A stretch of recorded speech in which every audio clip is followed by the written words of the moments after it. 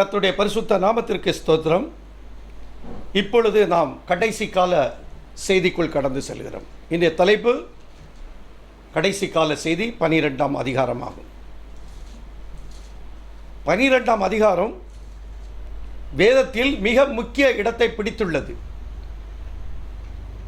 எப்படி ஆதியாகமத்தில் 3வது இடத்தை பிடித்துள்ளதோ, இரண்டாவதாக வெளிப்படுத்தின விசேஷம் 12ஆம் அதிகாரத்தை மிக முக்கியமாக பிடித்து கொண்டிருக்கிறது.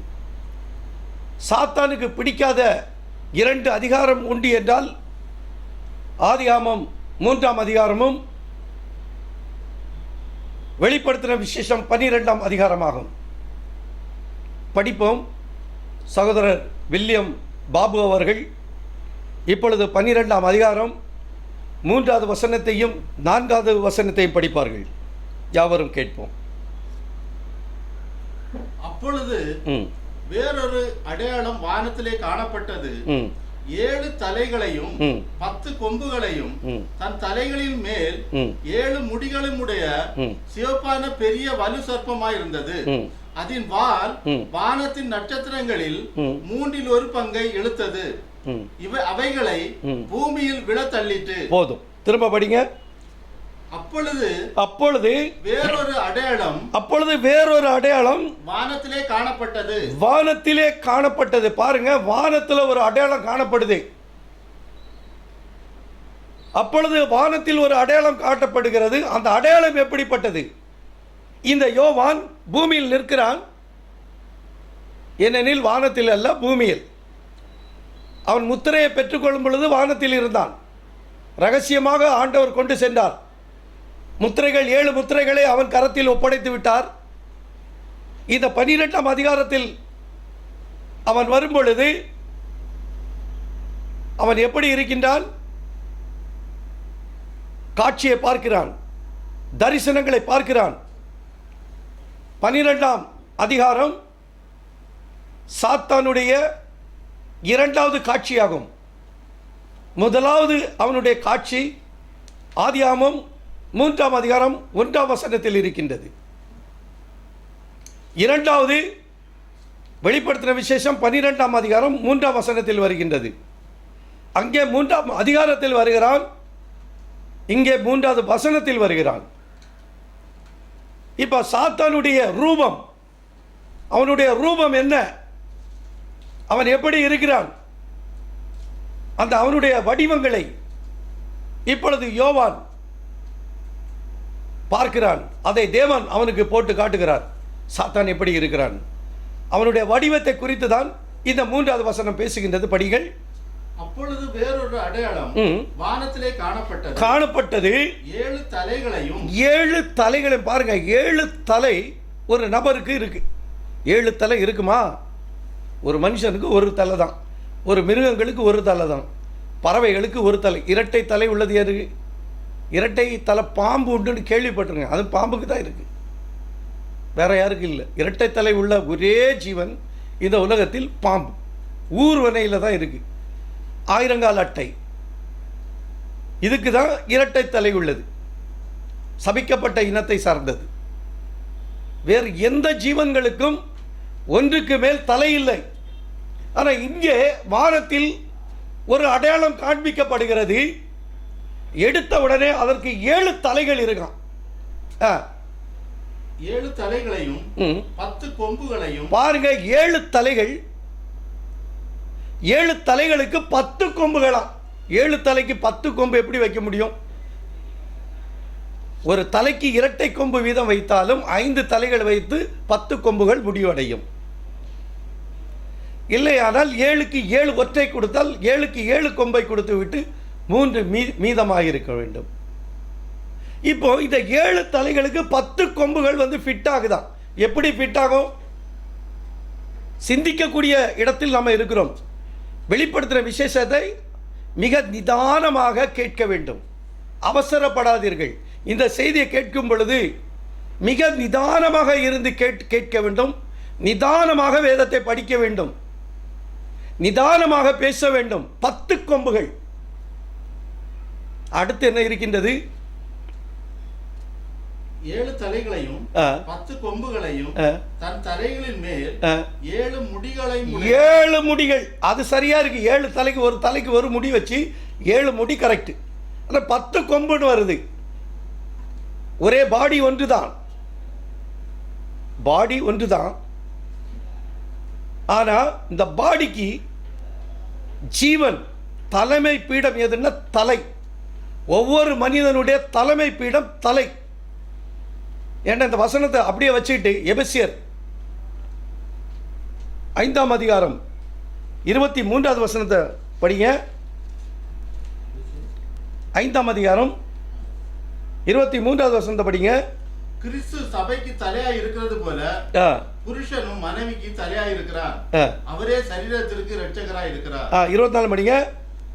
ஆகையால் ஆ, சபையானது ஆ, கிறிஸ்துவுக்கு கீழ்ப்படுகிறது போல ஆ, மனைவிகளும் ஆ, தங்கள் சொந்த புருஷர்களுக்கு ஆ, எந்த காரியத்திலையும் ஆ, கீழ்ப்படித்திருக்க வேண்டும். ஆ. ஆமென். ஆமென். அப்படியே 32வது வசனம் படிங்க. இந்த ரகசியம் ஆ, பெரியது. ம், நான் கிறிஸ்துவை பற்றியும் ஆ. சபையை பற்றியும் சொல்லுகிறேன். பாருங்க, இந்த வசனம் சொல்லுகிறது, 23ஆம் சபை சொல்லுகிறது, கிறிஸ்து சபைக்கு தலையா இருக்கிறாராம். சபைக்கு கிறிஸ்து தலையா இருக்கிறார். தலை வந்து ரொம்ப முக்கிய பாகம்.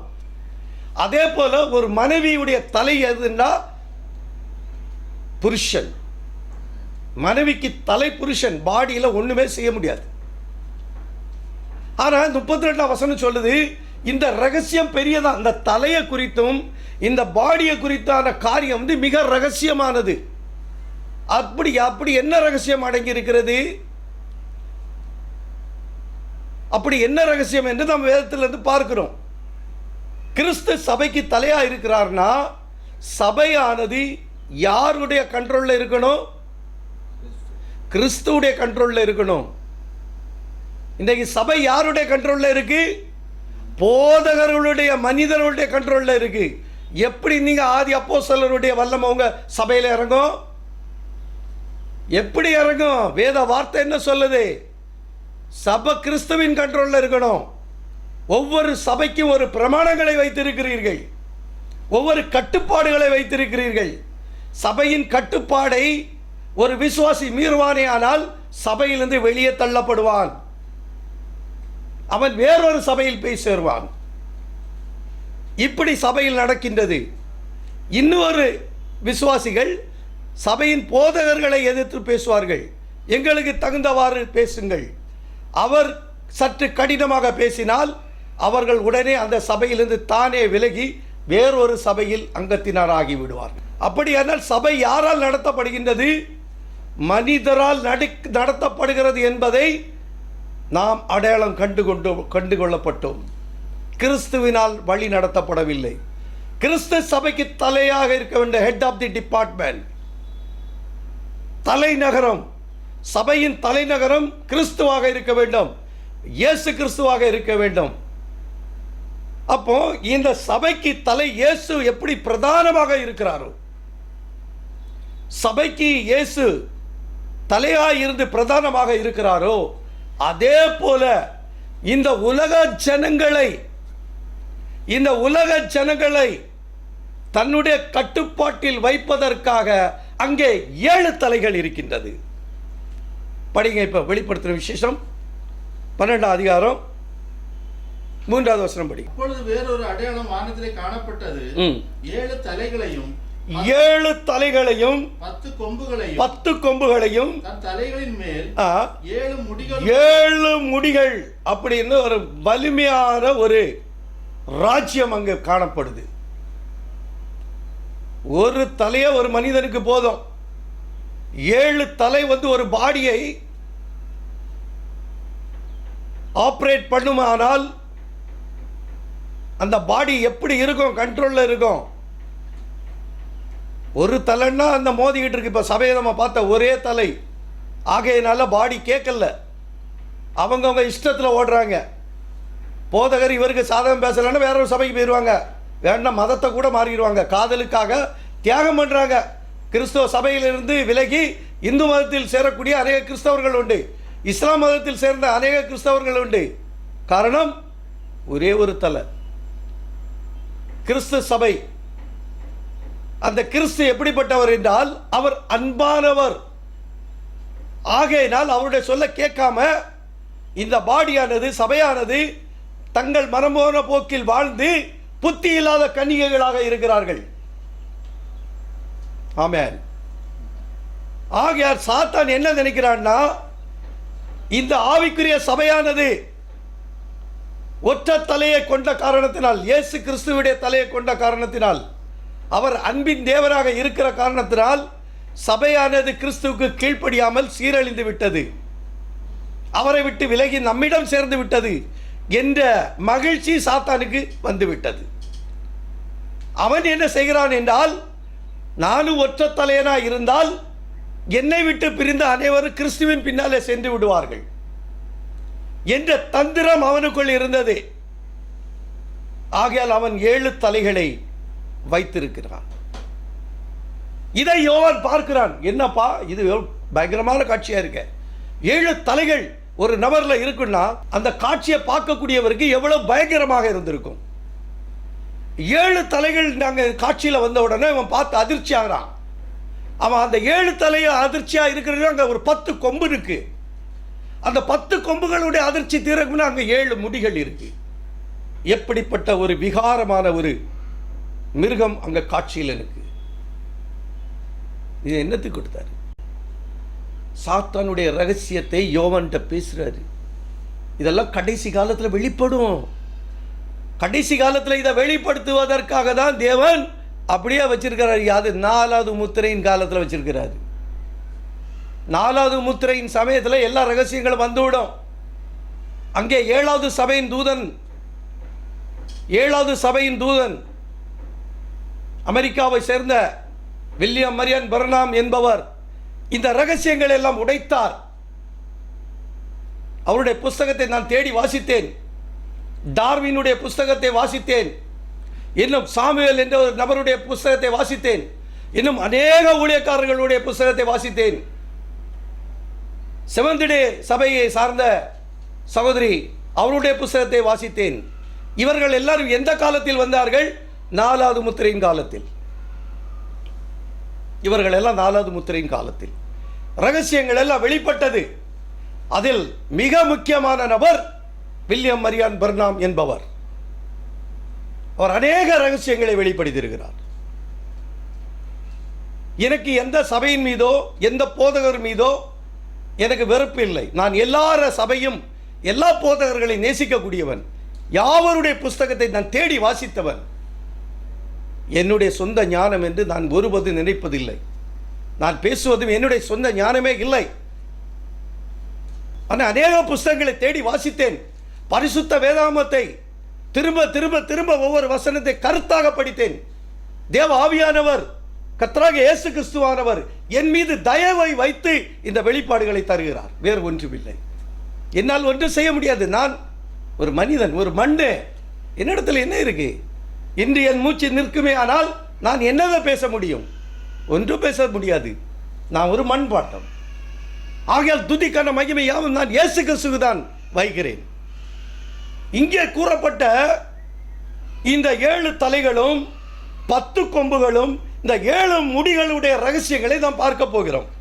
அடுத்து 4வது வசனத்தை படிப்போம். அதின் வால் வானத்தின் நட்சத்திரங்களில் மூன்றில் ஒரு பங்கை இழுத்து அவைகளை பூமியில் விழ தள்ளிட்டு. போதும், அவ்வளவுதான் அதனுடைய பங்கு.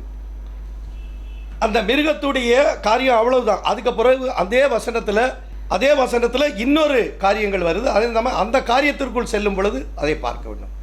சத்தியத்தை சத்தியமாக தெளிவாக சொல்ல வேண்டும். நான் அந்த இடத்துல இந்த இடத்துல கொண்டு போய் உங்களை குழப்படி பண்ண விரும்பல. பகுதி என்னதோ அதை குறித்து நம்ம ஆராயிரும். அது இந்த 4வது வசனம் பாதி இடத்தை அது வைத்துக் கொண்டது. அதன் வால் வானத்தின் நட்சத்திரங்களில் மூன்றில் ஒரு பங்கை இழுத்து அவைகளை பூமியில் தள்ளப்பட்டுதான். அவ்வளவுதான். இப்ப இந்த 7 தலைகளை கொண்ட இந்த மிருகத்திற்கு ஒரு வாலும் இருக்கின்றது. கொம்புகள் செய்யவில்லை. முடிகள் செய்யவில்லை, தலைகள் செய்யவில்லை, வால் செய்து வானத்தின் 1/3 நட்சத்திரத்தை கீழே தள்ளிட்டதாம். அப்படி அங்கே என்ன நடந்தது? அப்படி அதை 7வது வசனத்தில் படிங்க. வானத்திலே யுத்தம் உண்டாயிற்று. மிகாவேலும் அவனை சேர்ந்த தூதர்களும் வலு சர்ப்பத்தோடு யுத்தம் பண்ணினார்கள். வலு சர்ப்பமும் அதை சேர்ந்த தூதரும் யுத்தம் பண்ணியும் ஜெயம் கொள்ளவில்லை. ஆமென், அல்லேலூயா. திரும்ப அந்த வசனத்தை படிங்க. வானத்திலே யுத்தம் உண்டாயிற்று. வானத்திலே யுத்தம் உண்டாயிற்று. மிகாவேலும் அவனை சேர்ந்த தூதர்களும் வலு சர்ப்பத்தோட யுத்தம் பண்ணினார்கள். வலு சர்ப்பத்தோட யுத்தம் பண்ணினார்கள். அந்த 7 கொம்புகளும் 7 தலைகளும் 10 கொம்புகளும் 7 முடிகளும் இருந்த மிருகத்துக்கு பேர் என்ன? வலு சர்ப்பம். அவனுடைய பேர் என்ன? வலு சர்ப்பம். இந்த வலு சர்ப்பத்தை இன்னும் கொஞ்சம் நம்ம ஆராய்வோம், இது எங்க இருக்குன்னு. இந்த வசனத்தை அப்படியே வச்சுட்டு ஆதியாகமம் 3 அதிகாரம் 1வது வசனத்தை படிப்போம். தேவனாகிய கர்த்தர் உண்டாக்கின சகல காட்டு ஜீவன்களை பார்க்கலும் சர்ப்பமானது தந்திரமுள்ளதா இருந்தது. அந்த ஸ்திரியை நோக்கி, நீங்கள் தோட்டத்தில் உள்ள சகல விருட்சங்களின் கனியையும் புசிக்க வேண்டாம் என்று தேவன் சொன்னது உண்டோ என்றது. ஸ்திரீ சர்ப்பத்தை பார்த்து, நாங்கள் தோட்டத்தில் உள்ள விருட்சங்களின் கனிகளை புசிக்கலாம், ஆனாலும் தோட்டத்தின் நடுவில் இருக்கிற விருட்சத்தின் கனியை குறித்து தேவன் நீங்கள் சாகாதபடிக்கு அதை புசிக்கவும் அதை தொடவும் வேண்டாம் என்று சொன்னார். ஆமென், அல்லேலூயா. இப்போ இவனுடைய அறிமுகம் எங்க வருது? இங்கே வலு சர்ப்பம் என்று காட்சியில் வந்த இந்த வலு சர்ப்பம் அன்றே ஏதேன் தோட்டத்தில் இருக்கிறான் பாருங்க. அங்க சர்ப்பமாக இருக்கிறான், வெறும் சர்ப்பம்.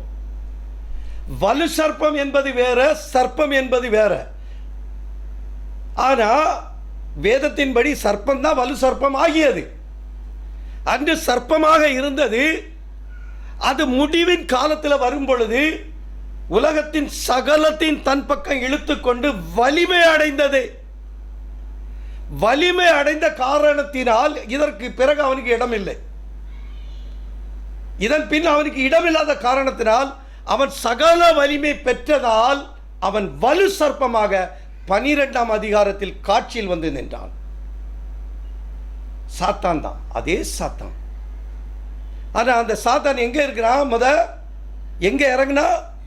ஏதேன் தோட்டத்தில். அவன் ஏதேன் தோட்டத்தில் வர்றதுக்கு முன்னாலே அவன் பரலோகத்தில் இருந்தான்னு சொல்லி எசேக்கியேல் அந்த அதிகாரத்தில் போகலாம், அது வேற விஷயம். அதை நம்ம படிக்கிற நேரம் கடந்து போகும். நம்ம முத்திரையை பார்க்குறோம், அதுக்குன்னு ஒரு செய்தி இருக்கிற இடத்துல அதை குறித்து தெளிவாக நாம் பார்க்கலாம். இப்பொழுது நாம் பார்க்க வேண்டிய பகுதியானது நேரம் சென்றுவிடும், புரிந்து கொள்வதற்கும் கடினமாகிவிடும். இதற்கென்று அந்த பாதையில் சென்றேன்னா ட்ராக் மாறிடும். நாம் இருக்க வேண்டிய இடத்துல இருந்து பார்ப்போம்.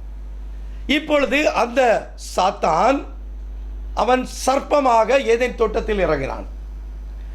ஏதேன் தோட்டத்தில் இருந்த இந்த ஏதேன் தோட்டம் பூமியில் இருந்த இதே சாத்தான் சர்ப்பம் இப்பொழுது யோவான் எங்கே பார்க்கிறான்?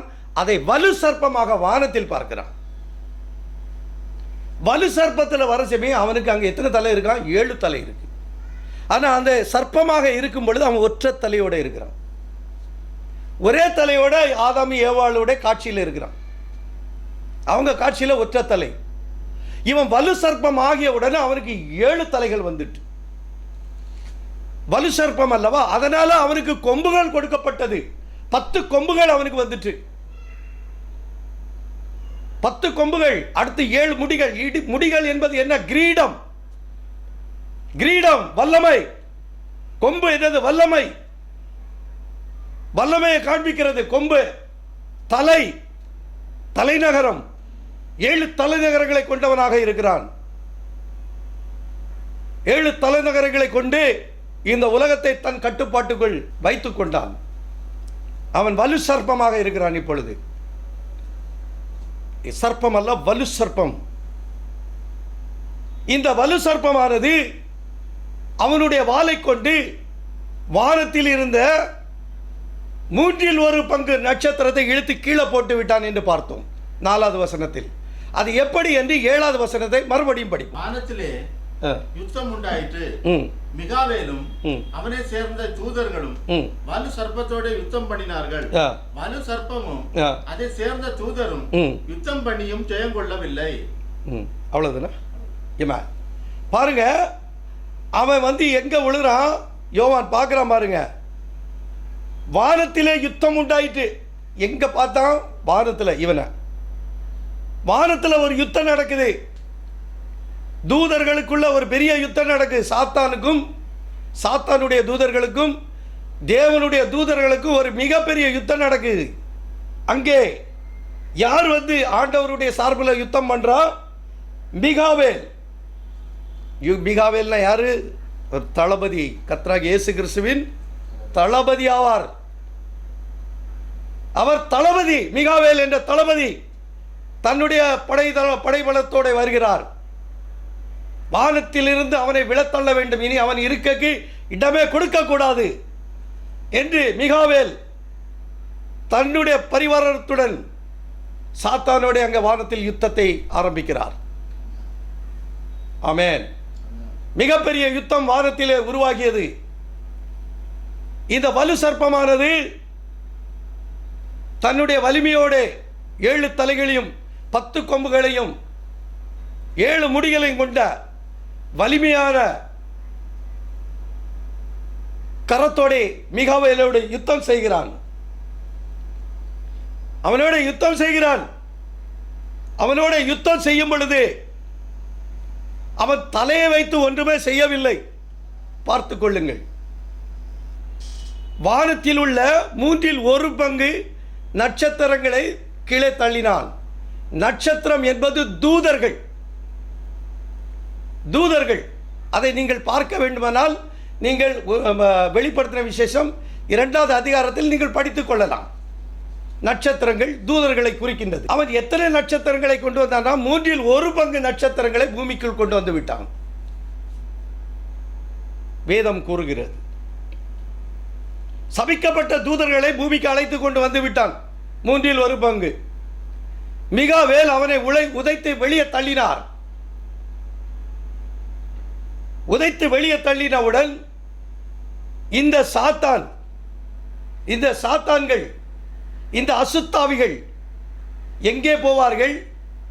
இந்த அசுத்தாவிகள் எங்கே செல்வார்கள்? ஒவ்வொரு மனிதனுடைய இருதயத்தில் தான் குடியிருக்க வருவார்கள். வேறு எங்கு சொல்ல முடியாது. எங்குமே கல்லறையில் குடியிருக்க மாட்டார்கள். எங்கேயுமே குடியிருக்க மாட்டார்கள். இந்த சாத்தானுடைய ஆவிகள் எல்லாம் எங்கே சென்று தஞ்சம் அடைந்தது என்று 2 தீமோத்தேயு 3ஆம் அதிகாரம் 1 - 5 வரை தெளிவாக படிக்கவும். 2 தீமோத்தேயு 3ஆம் அதிகாரம் 1 - 5 வரை படி.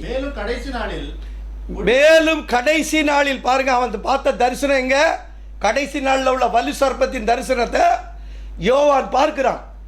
அங்கே உதைத்து தள்ளப்பட்ட சாத்தானுடைய கூட்டங்கள், வலு சர்ப்பத்துடைய கூட்டங்கள் பூமியில வந்து விழுந்துட்டு, பூமியில விழுந்த அந்த அசுத்தாவிகள் எங்கே குடியிருக்கின்றது? இங்கே கடைசி நாட்களில். இங்கே பவுல் சொல்றாரு, மேலும் கடைசி நாட்களில் கொடிய காலங்கள் வரும் என்று அறிவாயாக. எப்படி எனில் மனுஷர்கள் தற்பிரியராய், அந்த ஆவி தற்பிரியனுக்குள்ளுக்கு போய் புகுந்துகிட்டு, புரிந்து கொள்ளுங்க. சாத்தானுடைய ஆவி, வானத்திலிருந்து விழுதப்பட்ட ஆவி தற்பிரியனுக்குள்ளுக்கு போய் விழுந்துகிட்டு அவன் தற்பிரியனா தான் மறிப்பான். அடுத்து பணப்பிரியன் உள்ள அசுத்தாவிகள் பணப்பிரியனுடைய உள்ளத்திலிருந்து அவன் மறிக்கிறதுக்கும் பணத்தால் தான் போவான். வீம்புக்காரராயும் அகந்தை உள்ளவர்களாயும் தூஷிக்கிறவர்களாயும் தாய் தகப்பனுக்கு கீழ்ப்படியாதவர்களும் நன்றி அறியாதவர்களுமாய் பரிசுத்தம் இல்லாதவர்களுமாய் சுபாவ அன்பில்லாமல் இணங்காதவர்களாயும் அவதூறு செய்கிறவர்களாயும் இச்சை அடக்கம் இல்லாதவர்களாயும் கொடுமை உள்ளவர்களாயும் நல்லோர்களை பகைக்கிறவர்களாயும் துரோகிகளாயும் துணிகரம் உள்ளவர்களாயும் இருமாப்பு உள்ளவர்களாயும் தேவ பிரியராய் இராமல் சுகபோக பிரியராயும் தேவ பக்தியின் வேஷத்தை தரித்து அதன் பலனை மறுதலிக்கிறவர்களாயும் இருப்பார்கள். இப்படிப்பட்டவர்களை விட்டு விலகு. இதுதான் 12 அதிகாரம். வானத்தில் நடந்துள்ள ஒரு யுத்தம். வானத்தில் ஒரு பெரிய யுத்தத்தை பார்க்கிறார்களா? அங்கே 1/3 சாத்தானுடைய ஆவிகளை உதைத்து வெளியே தள்ளப்பட்டார்கள். அவர்கள் எல்லாரும் இந்த பூமியை இன்னைக்கு ஆட்சியில் இருக்காங்க. இந்த பூமியில் யார் இருக்காங்க? இவங்க தான் இருக்காங்க. இவங்க தான் இருக்காங்க. அதனால தான் சங்கீதக்காரன் தாவீது சொல்றான், படிங்க சங்கீதம் 14 அதிகாரம் 2வது வசனம் 3வது வசனம் படிங்க. சங்கீதம் 14 அதிகாரம் 2வது வசனம் 3வது வசனம் படிங்க. தேவனை தேடுகிற உணர்வுள்ளவன் உண்டோ என்று பார்க்க, தேவனை தேடுகிற உணர்வுள்ளவன் உண்டோ என்று பார்க்க கர்த்தர் பரலோகத்திலிருந்து மனுபுத்திரை பார்க்கிறார். எல்லாரும் வழி விலகி ஏகமாய் கெட்டு போனார்கள். நன்மை செய்கிறவன் இல்லை, ஒருவனாகிலும் இல்லை. 2, 3 தான். ஒருவனாகிலும் இல்லை, எல்லாரும் வழி விலகி கெட்டு போயிட்டான். அப்போ இந்த யோவான் பார்த்த அந்த காட்சி, அந்த அசுத்தாவிகள் பூமியை வஞ்சித்து விட்டது, முழுவதும் வஞ்சித்து விட்டது. அது 2 தீமோத்தேயு 3 அதிகாரத்தில் தெளிவாக பார்த்துட்டோம். எல்லா அசுத்தாவிகளால் பிடிக்கப்பட்ட மனிதர்கள் ஆகிவிட்டோம். பண ஆசை, பெருமை, எல்லாமே அசுத்தாவிகளின் கிரியைகள் இந்த பூமியில் நடந்துகிட்டு இருக்கு. தேவன் பார்க்கிறார், ஒருவனும் இல்லை. ஏன் ஊழியக்காரரே இல்லை? ஏன்னா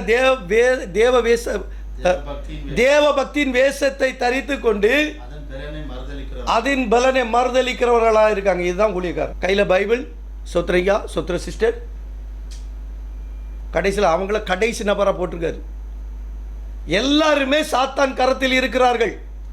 இதை தான் 12 அதிகாரம் நமக்கு தெளிவாக காண்பிக்கின்றது. வானத்தில் மிகுந்த பெரிய யுத்தம் நடந்தது. மிகாவேல் இவர்களை உதைத்து கீழே தள்ளினார். அவன் வரும்பொழுது வானத்தில் இந்த 1/3 நட்சத்திரத்தோட பூமியில் இறங்கி உலகில் உள்ள மக்கள் அனைவரையும் தன் கட்டுப்பாட்டுக்குள் கொண்டு வந்துட்டான். அன்றைக்கு ஏவாள் மாத்திரமே இருந்ததால் அவனுக்கு ஒரு தலைதான் தேவைப்பட்டது. 7 தலைகள் அவனுக்கு அவசியப்படவில்லை. அன்று அவனுக்கு தேவை ஒரே தலை. அவன் அழகாக ஏவாள் மூலம் ஆதாமை தன் கட்டுப்பாட்டுக்குள் கொண்டு வந்து அவனுடைய சொத்தை அபகரித்து விட்டான். அவனுடைய சுதந்திரத்தை அபகரித்து விட்டான்.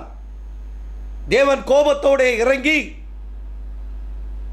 அவனை சபித்து விட்டு தன் பிள்ளைகளையும் தன் தேசத்திலிருந்து ஏதேன் தோட்டத்திலிருந்து துரத்தி, நீங்கள் என்னுடைய வார்த்தைக்கு கீழ்ப்படியாமல் சர்ப்பத்துடைய வார்த்தைக்கு கீழ்ப்படிந்த காரணத்தினால் இனிமேல் நீ நெற்றி வேர்வை சிந்திதான் பிழைக்க வேண்டும் என்ற தங்களுடைய சுதந்திரத்தை இழந்து விட்டார்கள். ஆகிலும் தேவன் தம்முடைய பிள்ளைகள் மீது அன்பாய் இருந்த காரணத்தினால் 2000 ஆண்டுகளுக்கு முன்பு கர்த்தராகிய இயேசு கிறிஸ்து மனிதனாக அவதரித்து சாத்தான் கொண்டு சென்ற அந்த ஆசீர்வாதத்தை மறுபடியும் தன்னுடைய சொந்த இரத்தத்தால் மீட்டு நம்மிடத்தில் கொடுத்திருக்கிறார்.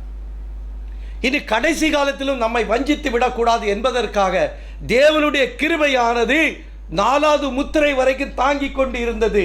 நாம் பார்த்தோம். 5வது முத்திரையில் அல்ல, 4வது முத்திரை எடுத்துக்கொள்ளப்படுதல் முடிந்தவுடன் கிருபையானது புறஜாதிகளிடத்திலிருந்து கடந்து சென்றுவிடும் என்பதை மறந்து விடாதீர்கள். இந்த 7 தலைகள் இப்பொழுது சாத்தானுக்கு அவசியப்படுகிறது. அந்த 7 தலைகளை குறித்து இப்பொழுது நாம் பார்ப்போம். அந்த 7 தலைகள் யார் என்று பார்ப்போம். அந்த 7 தலைகளுக்கு அந்த 7 தலைகள் யார் என்று பார்ப்போம். முதலாவது ஆதியாகமம் 3 அதிகாரம் 1 வசனம். அந்த தலை சர்ப்பம் என்று பேசப்படுகின்றது. அது ஒரு தலை, சர்ப்பம் ஒரு தலை. 2வது தலை வெளிப்படுத்தின விசேஷம் 12 அதிகாரம் 9 வசனம் பேசுகின்றது. படிக்கவும். உலகம் அனைத்தையும் மோசம் போக்குகிற பிசாசு என்றும் சாத்தான் என்றும் சொல்லப்பட்ட பழைய பாம்பாகிய பெரிய வலு சர்ப்பம் தள்ளப்பட்டது. சாத்தான் 2வது தலை. 3வது தலையை பார்ப்போம். 1 பேதுரு 5 அதிகாரம் 8 வசனம் படிக்கவும். 5 அதிகாரம் 8 வசனம். தெளிந்த புத்தி உள்ளவர்களாய் இருங்கள், விழித்திருங்கள். ஏனெனில் உங்கள் எதிராளியாகிய பிசாசானவன் கர்ச்சிக்கிற சிங்கம் போல் எவனை விழுங்கலாமோ என்று வகை தேடி சுற்றி திரிகிறான். பார்த்தீங்களா? பிசாசு மூன்றாவது தலை. இந்த நான்காவது தலையை பார்ப்போம். மத்தேயு 24 அதிகாரம் 11 வசனம் படிங்க. மத்தேயு 24:11. அநேக கள்ள தீர்க்கதரிசிகளும் எழும்பி அநேகரை வஞ்சிப்பார்கள்.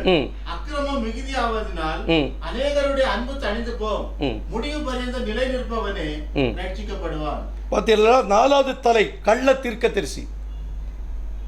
கள்ள தீர்க்கதரிசனம் சொல்லி எல்லாரையும் வஞ்சித்து விடுவான். தெரிந்து கொள்ளப்பட்டவர்களை வஞ்சிப்பான்னு சொல்லி நாலாவது தலை சொல்லுது. வலிமையான தலைகள் நாள்களை பார்க்கிறோம். ஐந்தாவது தலையை பார்ப்போம். வெளிப்படுத்தின விசேஷம் 13 அதிகாரம் 1 வசனம். பின்பு நான் கடற்கரை மணலின் மேல் நின்றேன். அப்பொழுது சமுத்திரத்திலிருந்து ஒரு மிருகம் எழுப்பி வர கண்டேன். அதற்கு 7 தலைகளும் 10 கொம்புகளும் இருந்தன. அதன் கொம்புகளின் மேல் 10 முடிகளும் அதன் தலைகளின் மேல் தூஷணமான நாமமும் இருந்தன. அந்த தலையின் மேல தூஷணமான நாமம் இருந்தான். 13 அதிகாரம் தெளிவா சொல்லுது. அவன் யாருன்னு மிருகன்னு சொல்லுது. திரும்ப படிக்காத வசந்த.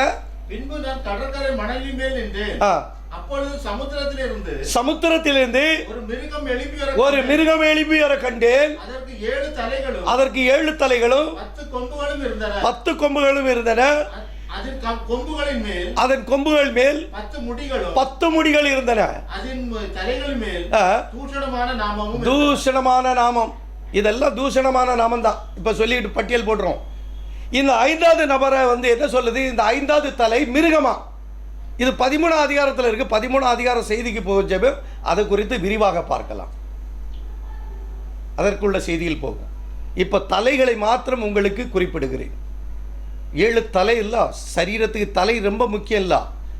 தலைநகரம் அல்லவா? இந்த 5வது தலை மிருகம் எனப்படுகின்றது. இப்பொழுது 6வது தலை யாருன்னு பார்ப்போம். 1 யோவான் 2 அதிகாரம் 22 வசனம் படிக்கும். இயேசுவை கிறிஸ்து அல்ல என்று மறுதலிக்கிறவனே அல்லாமல் வேறு யார் பொய்யன்? அவன் பொய்யனா? இயேசுவை கிறிஸ்து. இயேசு கிறிஸ்துன்னா தேவன், கர்த்தர். இந்த இயேசு கிறிஸ்து தான் தேவன் என்பதை ஏற்றுக்கொள்ளணும். அப்படி இயேசுவை தேவன் என்று ஏற்றுக்கொள்ளாதவனை, கர்த்தர் என்று ஏற்றுக்கொள்ளாதவனை அவன் பொய்யன் என்று பைபிள் சொல்லுது. அவன் யாரா? வேதம் சொல்லுது. படிங்க. பிதாவையும் குமாரனையும் மறுதலிக்கிறவனே அந்தி கிறிஸ்து. 6வது தலை அந்தி கிறிஸ்துவாகும். 6வது தலை அந்தி கிறிஸ்து. 7வது தலையை பார்ப்போம். வெளிப்படுத்தின விசேஷம் 12 அதிகாரம் 3 வசனம். அப்பொழுது வேறொரு அடையாளம் வானத்திலே காணப்பட்டது. அப்பொழுது பார்த்துக்கிட்டோம். அப்பொழுது வானத்திலே ஒரு அடையாளம் காணப்பட்டது. 7 தலைகளையும் 10 கொம்புகளையும் தன் தலைகளின் மேல் 7 முடிகளையும் சிவப்பான பெரிய வலு சர்ப்பமாய். சிவப்பான பார்த்துக்கிடுங்க. சிவப்பு இரத்தத்தின் அடையாளம். சாத்தான் இரத்தத்தை குடிக்கக்கூடிய ரத்தத்தை உறிஞ்சி குடிக்கக்கூடிய ஒரு பிசாசு. அவனுக்கு பேர் என்னதான்? 7வது தலையுடைய பேர் என்ன? வலு சர்ப்பம். சர்ப்பத்தில் ஆரம்பித்து வலு சர்ப்பத்தில் முடிகிறது. இது 7 தலைகளும். இந்த 7 தலைகளும் 4 முத்திரைக்குள்ள வந்துருந்தாங்க. அவங்க ஆயுதமும் வச்சிருக்காங்க பாருங்க. முதலாவது முத்திரையில வில்ல பிடிச்சிட்டு வரான், அம்பு இல்லை.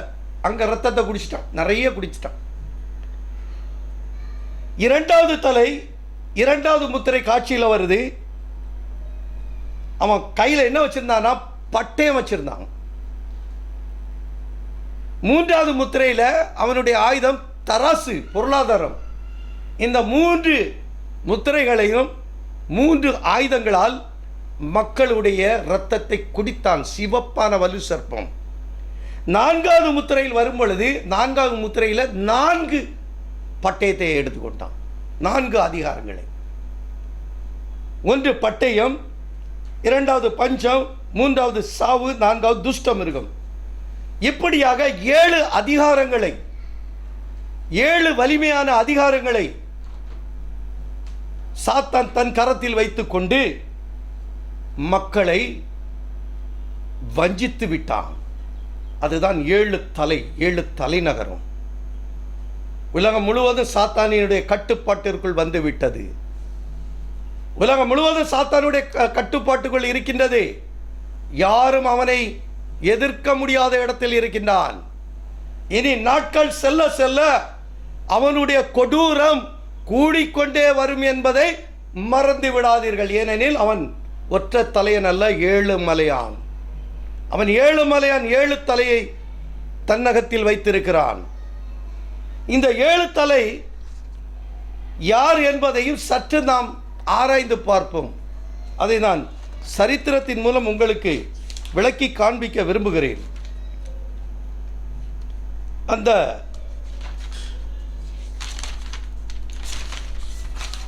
ஏழு தலைகளும்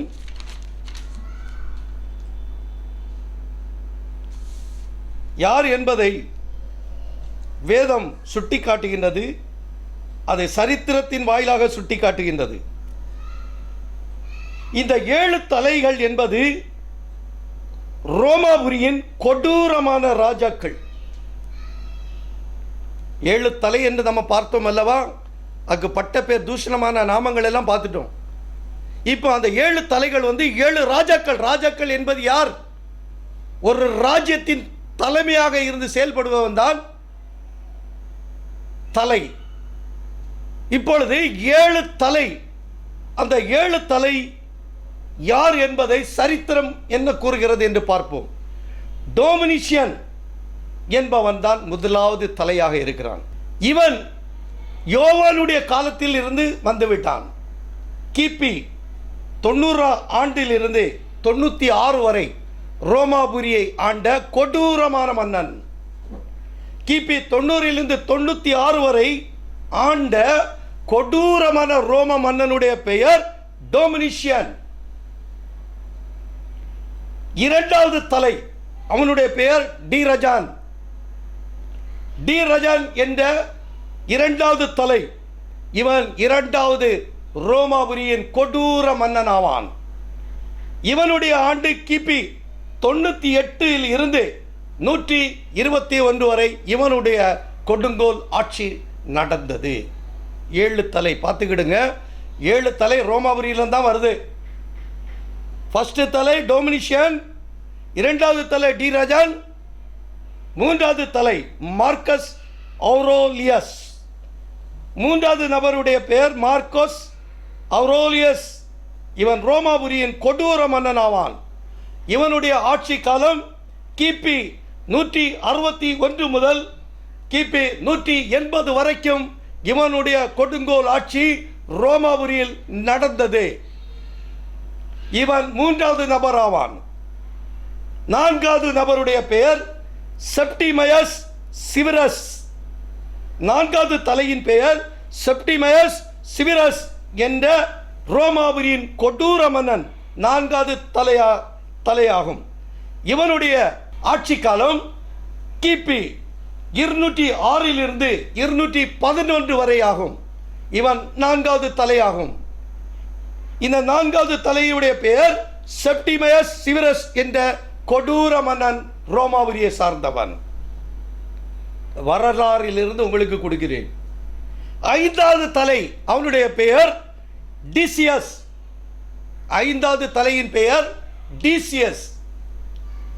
இவனுடைய ஆட்சி காலம் கிபி 249 முதல் 251 வரை. இவன் ஐந்தாவது தலை ஆவான். ரோமாபுரியின் கொடூரமான மன்னன். கொடூரமான மன்னன் ஐந்தாவது நபர், அவனுடைய பெயர் டிசியஸ். ஆறாவது தலையுடைய பெயர், ஆறாவது கொடூர மன்னன், ரோமாபுரியின் கொடூர மன்னனுடைய பெயர் வெலரியஸ். வெலரியஸ் என்ற கொடூர ரோம மன்னன் ஆறாவது தலையாக இருக்கிறான். இவனுடைய ஆட்சி காலம் கிபி 257. கிபி 257 எத்தனை ஆண்டுகள் நீடித்தது என்று சரித்திரம் குறிக்கப்படவில்லை. அது டேஷ் டேஷ் என்று குறிக்கப்பட்டிருக்கின்றது. இந்த 6வது தலையின் பெயர் வெலேரியஸ் ஆவார். 6 தலைகள். இந்த 6 நபர்களும் கொடூர மன்னர்களும் ரோமாபுரியை சார்ந்தவர்கள். 7வது தலையின் பெயர் டயோக்ளிஷியன். 7வது தலையின் பெயர் டயோக்ளிஷியன். இவனும் ரோமாபுரியின் கொடூர மன்னர்கள் ஆவார்கள். கொடூர மன்னர்கள். இவனுடைய ஆட்சி காலம் கிபி 303 முதல் கிபி 305 வரை. 7வது தலை ரோமாபுரியின் 7வது கொடூர மன்னன் டயோக்ளிஷியன். இப்படியாக 7 தலைகள் ரோமாபுரியை சேர்ந்த கொடூர மன்னர்கள். இவர்கள் சாத்தானின் கைக்கூலிகள் ஆவார்கள். இந்த சாத்தானின் கைக்கூலிகள் சாத்தானுடைய சகல கிரியைகளை செய்து இரத்த ஆறாக பூமியில் சிந்தினார்கள். இதுதான் யோவான் பார்த்த 7 தலையாகும். 7 தலைகள். அந்த 7 தலைகளுக்கு 10 கொம்புகள் இருந்ததாம். அப்படிதானே? திரும்ப வேணா அந்த வசனத்தை ஒருக்கா கூட படிங்க. அப்பொழுது வேறொரு அடையாளம் வானத்தில் காணப்பட்டது. 7 தலைகளையும் 7 தலைகளை நம்ம விளக்கமா பார்த்துட்டோம். அது யாருன்னு பார்த்துட்டோம். ரோமாபுரியின் கொடூர மன்னர்கள் என்று பார்த்து விட்டோம். 10 கொம்புகள். இனி நாம 10 கொம்புகள் பார்க்க போறோம். இந்த 10 கொம்புகள் 7 தலைகள் ரோமாபுரியை சார்ந்த கொடூர மன்னர்கள் என்று நாம் பார்த்தோம். கொடூர மன்னர்கள் 7 பேர் ரோமர்களாக இருந்தால் இந்த 10 கொம்புகளும் ரோமர்களாக தான் இருக்க வேண்டும். அந்த 10 கொம்புகள் யார் என்றால் 10 கொம்புகள் என்பது ரோமாபுரியின் 10 கொடூரமான போப்புகள் ஆவார்கள். 10 கொடூரமான போப்புகள். நீங்கள் வரலாற்றை படித்து தெரிந்து கொள்ளுங்கள். ஒருவேளை நான் போப்பை குறித்து ரோமர்களை குறித்து செய்தி கொடுக்கும் பொழுது உங்களுக்கு ஒருவேளை ரோமன் கத்தோலிக்க சகோதரர் சகோதரிகளுக்கு ஆவேசம் வரலாம், கோபம் வரலாம், என்னை கொலைவரியுடன் தாக்குவதற்கு கூட உங்களுடைய மனம் ஏவப்படலாம். ஆனால் நான் கூறுவது பரிசுத்த வேதாகமத்தில் இருந்து கூறுகிறேன், சரித்திரத்திலிருந்து கூறுகிறேன். முதலாவது நீங்கள் இந்த வேதத்தையும் இந்த சரித்திரத்தை நீங்கள் படித்து பார்த்துவிட்டு என் மீது உங்களுடைய கோபத்தை வைக்கலாம். முதலாவது நீங்கள் பாருங்கள், சரித்திரத்தை படித்து உணருங்கள். எல்லா போப்புகளும் அல்ல, கொடூரமான போப்புகளை குறிக்கின்றது. போப்பு என்பவர் வலிமையான உலகத்தின் தலைவர் ஆவார். உலகத்தில் ஒரு வலிமையான ஒரு பதவி என்றால் போப்பு பதவிதான். அதை உடைப்பதற்கு ஒரு பதவியும் இல்லை. ஆனால் அந்த ஒரு மிகப்பெரிய பதவியை இந்த 10 போப்புகள் என்ன செய்கிறார்கள்? அவமானப்படுத்துகிறார்கள். கொடூரமான போப்புகள். அவர்களுடைய பெயரை தான் இங்கே நாம் பார்க்கிறோம். முதலாவது நபருடைய பெயர் 6ஆம் ஸ்டீஃபன் ஆவார். 6ஆம் ஸ்டீஃபன் ஆவார். அவருடைய காலம் ஆண்டு கிபி 897 ஆகும். இது கொடூரமான கொம்பு ரோமாபுரியின். இரண்டாவது கொம்புடைய பெயர் 3ஆம் சர்ஜியஸ். இந்த 3ஆம் சர்ஜியஸ் அவருடைய காலம் கிபி 911 ஆகும்.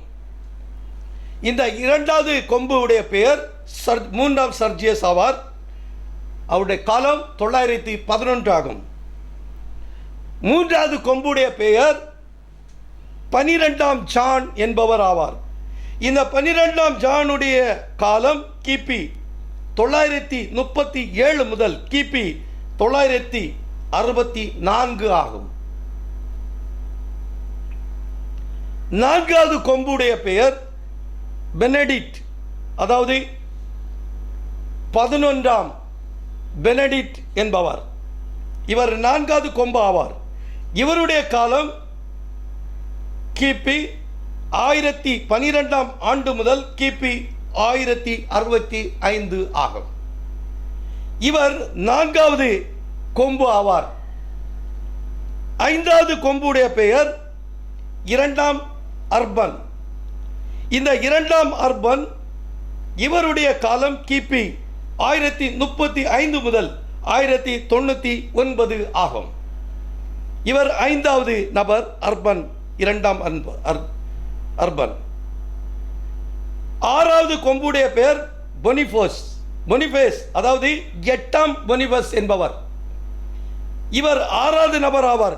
8ஆம் பொனிஃபஸ் 6வது நபர் ஆவார். இவருடைய காலம் கிபி 1235 முதல் கிபி 1303 வரை ஆகும். 7வது கொம்புடைய பெயர் கிளைமண்ட், 6ஆம் கிளைமண்ட் என்பவர். 6ஆம் கிளைமண்ட் என்பவர் 7வது கொம்பாக இருக்கிறார். இவருடைய காலம் கிபி 1291 முதல் கிபி 1352 ஆகும். இந்த 8வது கொம்புடைய பெயர் 6ஆம் அலெக்சாண்டர் ஆவார். இவர் 8வது கொம்பு ஆவார். இவருடைய காலம் கிபி 1431 முதல் கிபி 1503 ஆகும். இவர் 8வது நபர். 9வது நபருடைய பெயர் 10ஆம் லியோ. இவருடைய காலம் கிபி 1495 முதல் கிபி 1521 ஆகும். இதில் கவனிக்கப்பட வேண்டிய ஒரு விஷயம் இருக்கின்றது, மிகவும் தெளிவாக கவனிக்க வேண்டிய ஒரு விஷயம். இந்த 9வது கொம்பாகும், இந்த லியோ என்ற போப்பின் காலமாகும். மிகவும் கவனிக்கப்பட வேண்டிய காலம். ஏனெனில் இந்த முதலாவது கொம்பிலிருந்து, அதாவது கிபி 897 முதல் கிபி 1521 வரை இந்த 9 போப்புகள், கொடூரமான போப்புகள் மிக கொடூரமாக சபைகளை நடத்தி கொண்டு வருகிறார்கள். ஆகையால் இவர்கள் கொடூரமான போப்பின் லிஸ்டில் இருக்கிறார்கள். நெட்டில் தேடி வாசிங்கள். இது 9வது நபரை ஏன் குறிப்பிட்டு சொல்லுகிறேன் என்றால், இந்த 10ஆம் லியோ என்ற கொடூரமான போப்பின் காலத்தில்தான் இந்த உலகத்தின் சீர்திருத்தவாதியாகிய 5வது சபையின் தூதன், சிமிர்னா சபையின் தூதனாகிய உலகத்தை சீர்திருத்தத்திற்குள் கொண்டு வந்த மார்ட்டின் லூத்தருடைய காலமாகும். மார்ட்டின் லூத்தருடைய காலம் கிபி 521 ஆகும். மார்ட்டின் லூத்தருடைய காலத்தில் 10ஆம் லியோ என்ற கொடூரமான போப் தன்னுடைய ஆதிக்கல் சபைகளை வைத்திருக்கிறார். லியோ 10ஆம் லியோவும் 5ஆம் சபையின் சீர்திருத்தவாதியாக 5வது தூதன் மார்ட்டின் லூத்தரும் ஒரே காலத்தில் இருக்கிறார்கள். இவர் 9வது போப் ஆவார். 9வது கொம்பு ஆகும். 10வது கொம்பின் பெயர் 3ஆம் ஜூலியஸ் ஆவார். இவர் 10வது கொம்பாகும். இந்த 10வது கொம்புவின் ஆட்சியின் காலம் கிபி 1555 ஆகும். இது 10வது கொம்பு ஆகும். இந்த 10 கொம்புகள் 10 ரோமாபுரியின் கொடூரமான போப்புகள் ஆவார்கள்.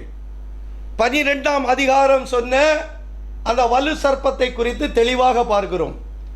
7 வலிமையான தலைகள் இருந்தது. ராஜ்யம் 7 ராஜாக்கள். அந்த 7 ராஜாக்களும் ரோமாபுரியின் கொடூரமான ராஜாக்கள் என்று நாம் தெரிந்து கொண்டோம். அதற்கு 10 கொம்புகள் இருந்தது என்று பார்த்தோம். அந்த 10 கொம்புகளும் ரோமாபுரியின் கொடூரமான போப்புகள் என்று பார்த்தோம். இனி நாம் பார்க்க வேண்டியது, அதற்கு 7 முடிகள் இருந்தது. அதற்கு 7 முடிகள் இருந்தது என்று பார்த்தோம். அந்த 7 முடிகள் என்பது பட்டம், 7 பட்டங்கள். நாம் தலைப்பு செய்தியிலும் பார்த்தோம் 7 முடிகளை குறித்து. 7 பட்டங்கள், அதாவது கிரீடம். 7 கிரீடம் அவனுக்கு கொடுக்கப்பட்டிருந்தது. அந்த கிரீடம் என்பது எங்கே இருந்தது? நிசாயா மகா சங்கத்தில் கிபி 313 நிசாயா மகா நாடு என்று ஒரு நாடு, கான்ஸ்டன்டைன் என்னும் ரோம அரசின் மூலம் நிசாயா மகா நாடு நடக்கின்றது. அந்த நிசாயா மகா நாட்டில் அவன் 666 என்ற முத்திரையை கொண்ட கிரீடத்தை பெற்றுக்கொள்கிறான். 666 என்ற நம்பரை கொண்ட கிரீடத்தை பெற்றுக்கொள்கிறான். அந்த கிரீடம் வானத்துக்கும் பூமிக்கும் மத்தியஸ்தர் என்று அர்த்தமாம். அந்த 666 விகாரிஸ் பில்லிடை என்ற ஒரு ஆங்கில லத்தீன் வார்த்தையாகும். அதனுடைய எண்களை கூட்டினால் 666 கிடைக்கும். அந்த 666 நம்பரானது நிசையா மகா சங்கத்தில் கிடைக்கப்பட்டது. அந்த கிரீடம், அந்த கிரீடமானது முடிகள், கிரீடம் என்பது முடிகள், பட்டம். அந்த பட்டத்தின் பெயர்தான் நாம் முன்பு பார்த்தது போல சர்ப்பம், அவனுக்கு ஒரு பெயர் பட்டம். இரண்டாவது பட்டம் சாத்தான், மூன்றாவது பட்டம் பிசாசு, நான்காவது பட்டம் கள்ள தீர்க்கதரிசி, ஐந்தாவது பட்டம் மிருகம், ஆறாவது பட்டம் அந்தி கிறிஸ்து, ஏழாவது பட்டம் வலு சர்ப்பம். இந்த 7 பட்டங்களை, 7 தலைமுடிகளை அவன் பெற்று இன்று மிக வலிமையான ஒரு நாடாக, வலிமையான ஒரு அரசாங்கமாக இன்று உலகத்தில் இருக்கின்றது. இந்த வலிமையான ஒரு அரசாங்கம் உலகத்தில் இருக்கிறது என்றால் அது ரோமாபுரி மாத்திரமே. இந்த ரோமாபுரி மாத்திரமே வலிமையான அரசாங்கமாகும். இன்று ரோமாபுரியில் இருந்து ஒரு கட்டளை புறப்பட்டு விட்டால், போப் ஆண்டவர் அவர்கள் ஒரு கட்டளை கொடுத்தார், உலகத்தில் உள்ள அனைத்து கத்தோலிக்கர்களும் கீழ்ப்படிவார்கள். மறுப்பு என்ற வார்த்தைக்கு இடமில்லை. மறுப்பு சொல்வதற்கு நபரே கிடையாது. ஏனெனில் அந்த கிரீடத்திற்கு அவ்வளவு வலிமை இருக்கின்றது. அந்த கிரீடத்திற்கு வலிமை இருக்கின்றது. 7 முடிகளுக்கு ஒரு வலிமை இருக்கின்றது. அது அந்த பட்டங்கள் ரோமாபுரியில் தான் இருக்கின்றது. அப்படியானால் இந்த 7 தலைகளும் 10 கொம்புகளும் இந்த 7 முடிகளும் இங்கே இருக்கின்றது, ரோமாபுரியில் இருக்கிறது. இதை தான் யோவான் காட்சியில் பார்த்தான். இதை குறித்து யோவான் தரிசனத்தில் பார்க்கிறான். அவன் வானத்தை பார்க்கும் பொழுது, படிங்கள் 12ஆம் அதிகாரம் 3வது வசனத்தை. அப்பொழுது வேறொரு அடையாளம் வானத்திலே காணப்பட்டது. 7 தலைகளையும் 10 கொம்புகளையும் தன் தலைகளின் மேல் 7 முடிகளையும் உடைய சிவப்பான பெரிய வலு சர்ப்பம் இருந்தது. அதன் வால் வானத்தின் நட்சத்திரங்களில் 3 ஒரு பங்கை இழுத்து அவைகளை பூமியில் விழ தள்ளிட்டு. போதும் பாருங்க, இங்கே சாத்தானை குறித்து 7 முடிகளும் 10 கொம்புகளும் 7 தலைகளும் அதனுடைய வாளுடைய இதை நம்ம தெளிவாக பார்த்து கொண்டு வந்தோம். சரித்திர பிரகாரம் வேதத்திலிருந்து சரியாக பார்த்தோம். இதுதான் தேவ ரகசியம். அங்கே வானத்தில் யுத்தம் உண்டான பொழுது சாத்தான் வானத்திலிருந்து உதைத்து தள்ளப்பட்டான். மிகாவேலினால் தள்ளப்பட்ட அந்த சாத்தான்கள் 1/3 பங்கு சாத்தான்கள் பூமியில் உள்ள மனிதர்களுக்குள் குடியிருந்து கொண்டான். பூமியில் உள்ள மனிதர்களுக்குள் குடியிருந்து உலகத்தை தன் பக்கத்தில் இப்பொழுது வைத்திருக்கிறான். அவனை மிஞ்சி யாரும் ஒன்று செய்ய முடியாது. இப்பொழுது அவன் மிருகமாக காட்சியில் இருக்கிறான். வலு சர்ப்பமாக அல்ல, இப்பொழுது அவன் மிருகமாக இருக்கிறான், மறைமுகமாக இருக்கிறான். மிருகம் என்பது எங்கே இருக்கும்? காட்டில் இருக்கும். மறைமுகமாக இருப்பது மிருகம். அது இன்னும் வெளியே வரவில்லை. மறைமுகமாக இருந்து உலகத்தை ஆட்சி பண்ணி கொண்டு இருக்கக்கூடிய ஒரு தேசம் ரோமாபுரியாகும். இன்று காட்சியில் இருக்கக்கூடிய தேசம் அமெரிக்காவாகும், ரஷ்யாவாகும், சைனாவாகும், இந்தியாவாகும், ஜப்பான் இருக்கின்றது, ஜெர்மனி இருக்கின்றது, ஸ்பெயின் இருக்கின்றது. இவர்கள் எல்லாம் காட்சியில் இருக்கிறார்கள், வல்லரசாக இருக்கிறார்கள். ஆனால் ரோமாபுரி இன்னும் காட்சியில் இல்லை. அது காட்டில் மிருகம் மறைந்திருக்கிறது போல ரோமாபுரி இப்பொழுது மறைந்து இருக்கிறது. அதற்குரிய நேரம் வரும் பொழுது அது தன் காட்சியில் வருவார். நிச்சயமாக வரும். ஆகையால் நான் போப்பை குறித்து தவறாக சொல்லவில்லை. நெட்டில் நீங்கள் தெளிவாக ஆராய்ந்து பாருங்கள். சொல்லப்பட்ட இந்த 10 போப்புகள் யார் என்பதை நீங்கள் படியுங்கள், தெரிந்து கொள்ளுங்கள். அந்த 7 தலைகள், அந்த 7 கொடூரமான ராஜாக்களை நீங்கள் நெட்டில் தேடுங்கள். சரித்திரம் இருக்கின்றது. இந்த 7 முடிகள் யார் என்பதை நீங்கள் தெரிந்து கொள்ளுங்கள் வேத வசனத்தில் இருந்து. வேத வசனத்திலிருந்து தெரிந்து கொள்ளுங்கள். அவன் வானத்திலிருந்து தள்ளப்பட்டவுடன் அன்று எப்படி சாத்தான் ஏதேன் தோட்டத்துக்குள் நுழைந்து ஏவாளை வஞ்சித்தானோ, அதே போல சாத்தான் ஏதேன் தோட்டத்தில் நுழைந்து எப்படி ஏவாளை வஞ்சித்தானோ, அதே போல இந்த வானத்தில் மிகாவேலோடு யுத்தம் நடந்த பொழுது அவன் உதைத்து தள்ளப்பட்ட பின் அவன் எங்கே வந்தான்? ஒவ்வொரு மனிதர்களுக்குள்ளும் குடியிருந்து என்ன செஞ்சிட்டான்? பொருளாதாரத்தை தன் பக்கத்தில் வச்சுக்கிட்டான், எடுத்துட்டான். ஃபர்ஸ்ட் அவன் எடுத்தது என்னது? பொருளாதாரம். இரண்டாவது என்னது? மத செல்வாக்கை எடுத்துட்டான், மதமும் அவன் கண்ட்ரோலில் வந்துட்டு. மூணாவது அரசியல். இப்படியாக சாத்தான் அரசியல், மதம், பொருளாதாரம் மூன்றே தன் கையில் வச்சுக்கிட்டான். இந்த மூன்று செல்வாக்கு இருக்கக்கூடிய ஒரே ஒரு நாடு ரோமாபுரி தான். உலகத்தின் பொருளாதாரம் பகுதி அவர்கள் கையில் இருக்கின்றது. மதம், உலகத்தின் மதம் எல்லாம் அவர்கள் கத்தோலியர்களுக்கு கீழே தான் இருக்கின்றது. கத்தோலிக்கரை மிஞ்சின ஒரு மதம் உலகத்தில் இல்லை. மதமும் அவர்கள் கையில், அரசியலும் அவர்கள் கையில். போப்பாண்டவர் அவர்கள் அமெரிக்காவுக்கு ஒரு அறிக்கை விடுவார்களே, ஆனால் அமெரிக்காவானது அவருடைய வார்த்தைக்கு கீழ்ப்படிய தான் செய்யுமே தவிர அவரை எதிர்க்கவே எதிர்க்காது. அப்படியானால் மூன்று ஆதிக்கமும் ரோமாபுரி தன் கையில் வைத்திருந்து அது காட்டில் மறைந்திருக்கின்றது, மிருகமாக மறைந்திருக்கின்றது. இப்பொழுது அந்த மிருகத்திற்கு ஒரு பெயர் சுட்டப்பட்டிருக்கின்றது. 4வது முத்திரையில். 4வது முத்திரையில் இந்த வலு சர்ப்பத்திற்கு ஒரு பெயர் இடப்பட்டிருக்கு. அதற்கு பெயர் மரணம். அதற்கு பெயர் 4வது முத்திரையில் அதற்கு மரணம் என்று பெயர் கொடுக்கப்பட்டிருக்கின்றது இந்த வலு சர்ப்பத்திற்கு. இந்த மரணத்தின் பின்னாலே சென்றவர்கள் யார் என்று பார்த்தால் பாதாளம் மாத்திரமே செல்லும், பரலோகம் செல்லவே இல்லை. அதை சிந்திக்க வேண்டும். 4வது முத்திரையில் உள்ள வசனத்தை படித்து பாருங்கள். 6ஆம் அதிகாரம் 8ஆம் வசனத்தில் இருக்கின்றது. அவன் பின்னே சென்ற மரணத்தின் பின்னே சென்றவர்கள் பாதாளத்திற்கு செல்லுகிறவர்கள் தான் பின்னே சென்றார்களே தவிர்த்து பரலோகத்திற்கு போகிறவர்கள் பின்னே செல்லவில்லை. அவனை வேதம் என்ன சொல்லுகின்றது? கள்ளதீர்க்கதரிசி என்று வலு சர்ப்பமும் என்ற தூஷணமான நாமம் அவனுடைய தலையில் இருந்தது. இதை தான் நாம் பார்க்க வேண்டும். அவன் இறுதியில் மிருகமாக இருக்கக்கூடிய இவன் இறுதியில் வலு சர்ப்பமாக தூஷணமான பெயருடன் நிச்சயமாக காட்சியில் வருவான். புரிந்து கொள்ளுங்கள். அவன் காட்சியில் வரும்பொழுது புத்தி உள்ள கன்னிகை இந்த பூமியில் இல்லை என்பதை உணர்ந்து கொள்ளுங்கள். அவன் காட்சியில் வரும்பொழுது அவன் தன்னுடைய 666 நம்பர் நிசாயமாக நாட்டில் பெற்றுக்கொண்ட அந்த கிரீடத்தோடு வரும்பொழுது புத்தி உள்ள கன்னிகை பரலோகத்தில் இருப்பாள்.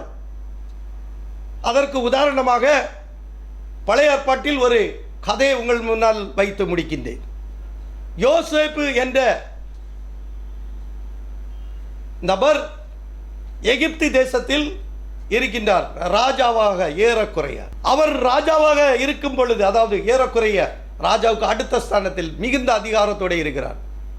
எப்படி இயேசு கிறிஸ்து குமாரன் என்ற பட்டத்தோடு பிதாவுக்கு அடுத்து இருந்தது போல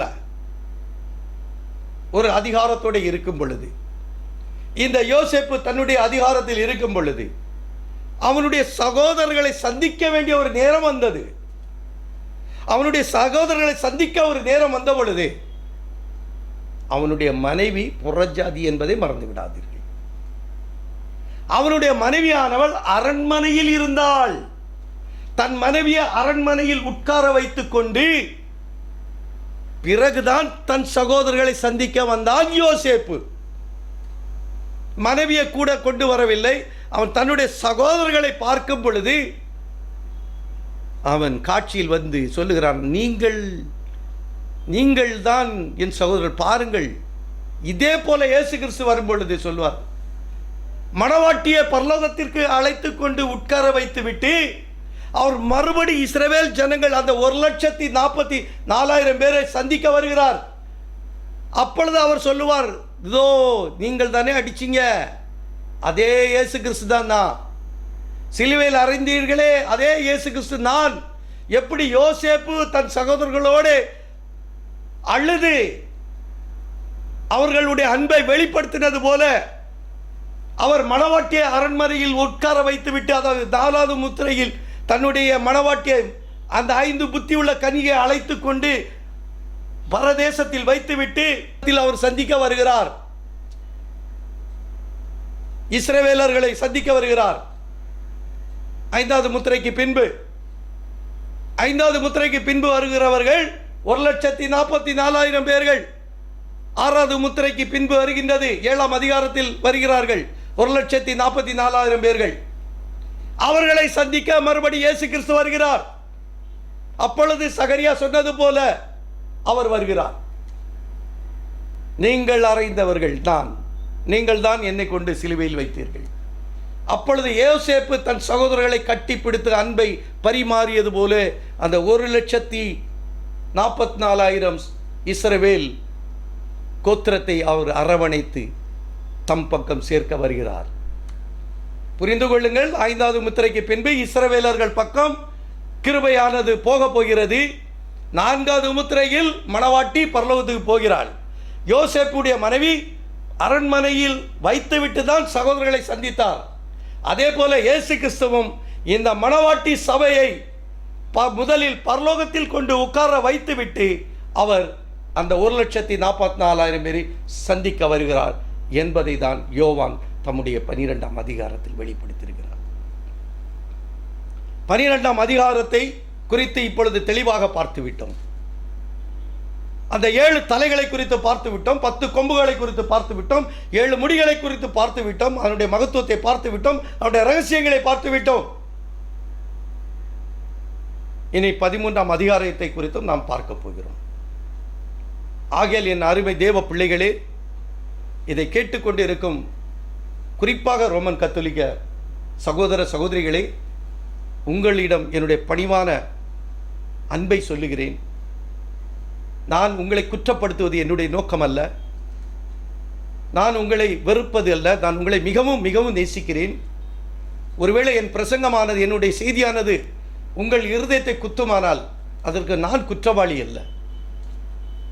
ஏனெனில் நான் வேதத்திலிருந்து உங்கள் மத்தியில் சமர்ப்பிக்கிறேன். நீங்களும் என்னை போல வேதத்தை நன்றாக படித்து ஆராய்ந்து பரலோகவாசிகளாக மாறுங்கள். அதற்காகவே தேவன் இந்த கடைசி கால செய்தியை உங்கள் மத்தியில் வைத்திருக்கிறார்.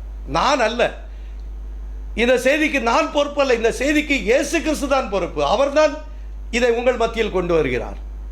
இது மனிதனுடைய சித்தத்தினால் அல்ல, தேவ சித்தமாகும். ஆகையால் இதை கேட்டுக்கொண்டிருக்கும் என் அருமை தேவ பிள்ளைகளே, நாம் யாவரும் பயபக்தியுடன் கர்த்தருடைய சமூகத்தில் அணுகுவோம். எடுத்துக்கொள்ள வேண்டிய நேரத்தில் நாம் வசிக்கின்றோம். கொரோனா என்ற வியாதியானது நமக்கு சரியான எச்சரிப்பை கொடுத்திருக்கின்றது. இந்த எச்சரிப்பை நாம் சரியாக புரிந்து கொண்டு நாம் கர்த்தருடைய சமூகத்தில், கர்த்தராகிய இயேசு கிறிஸ்துவின் சமூகத்தில் அனுதினமும் பயபக்தியாக ஒன்று கூடி அவரை ஆர்ப்பரிப்போம். நம்முடைய ஆர்ப்பரிப்பானது அந்த ஆதிகால அப்போஸ்தலர்களைப் போல அந்த ஆர்ப்பரிப்பு பரலோகத்தில் சென்று அங்கே இருந்து தேவ முழக்கம் நம்மத்தில் இறங்குவதற்கு நாம் அனைவரும் ஒன்று சேர்ந்து போராடுவோம். கர்த்தர் நம்ம எல்லோரும் ஆசீர்வதிப்பார். ஆமென். Praise the Lord.